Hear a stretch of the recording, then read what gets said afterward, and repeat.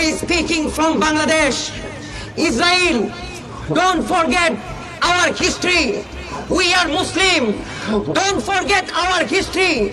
We are follower of Muhammad bin Qasim. We are follower of Sultan Mahmud Ghaznavi.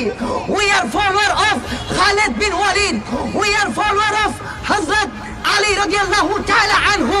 We are soldier of our dear Prophet Hudur Muhammad sallallahu alayhi wasallam. We are servant of Allah.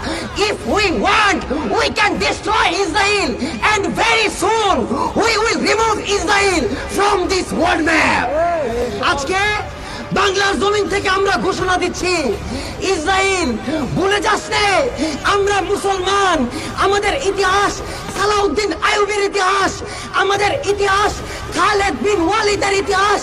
আমরা আমাদের প্রিয় নবী মুহাম্মদ সাল্লাল্লাহু আলাইহি ওয়াসাল্লামের উম্মত, আমরা আল্লাহর বান্দা।